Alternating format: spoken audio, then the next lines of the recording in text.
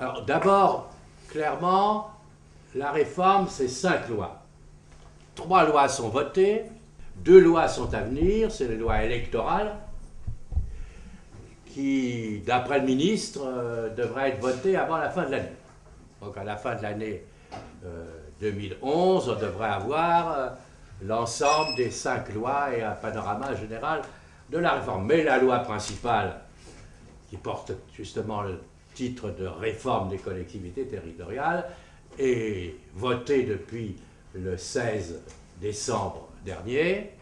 C'est la loi du 16 décembre 2010, et elle commence à être appliquée à marche forcée depuis le début de l'année. C'est le volet restructuration de l'intercommunalité que les préfets sont chargés de conduire, et ils le font, on y reviendra certainement, avec beaucoup de vigueur, et ils commencent à rencontrer beaucoup de résistance. Voilà.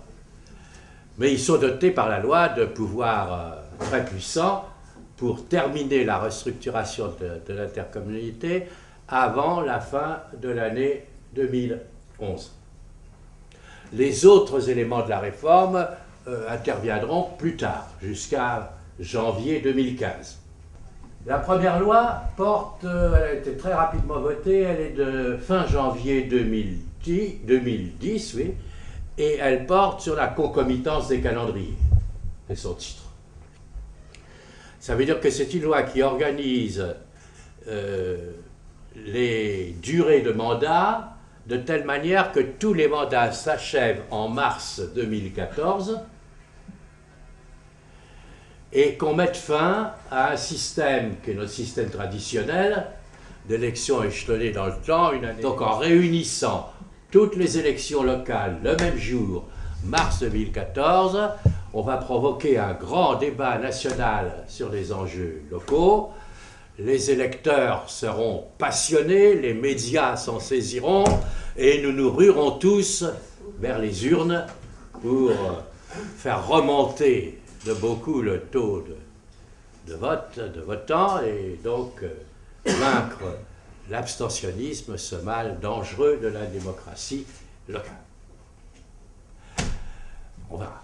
Donc il fallait raccourcir de 4 à 3 ans, de 6 à 4 ans le mandat des conseillers régionaux.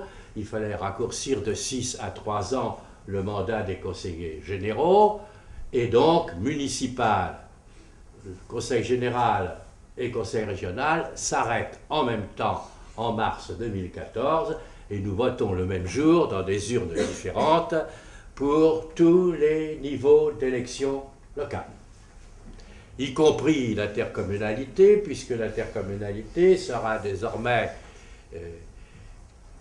avec des conseils communautaires. La loi dit élu au suffrage universel, ce qui n'est pas tout à fait vrai. C'est un scrutin municipal avec un fléchage des noms de ceux qui sont destinés à monter à la communauté. Donc, au lieu que ce soit le conseil municipal qui, en son sein, vote pour les délégués, l'électeur saura à l'avance, sur la liste municipale, le nom des personnes qui monteront à l'intercommunalité. Ce n'est pas tout à fait suffrage universel, qu'aurait nécessité un scrutin différent, avec une campagne électorale différente, des listes différentes, pour que vraiment il y ait une liaison directe entre l'électeur et le conseil communautaire. Ce n'est pas le cas, mais c'est un premier petit pas vers ce que nous réclamons depuis très longtemps, une démocratisation de l'intercommunalité. Bah. Voilà donc la première loi. La deuxième loi a occupé le Parlement pendant toute l'année 2010. 4 lectures, 2 devant chaque assemblée, un passage devant le Conseil, devant commission mixte paritaire d'abord, parce que les 2 assemblées ne s'étaient pas mises d'accord. Finalement, les 2 assemblées se mettent d'accord sur un texte par 7 voix pour, 6 voix contre et une abstention, les centristes. Les centristes, après avoir beaucoup bataillé et obtenu un certain nombre d'amendements, se sont finalement couchés et ont permis à la loi de passer. Le courage habituel des démocrates chrétiens. Comme je le pense. Je m'excuse de cette provocation. Ensuite, passage devant le Conseil constitutionnel avec 5 motifs graves défendus par le Parti socialiste. Le Conseil constitutionnel ne voit pas en quoi la loi atteint ses principes. Libre administration, autonomie fiscale, pas de tutelle d'une collectivité locale sur une autre, etc.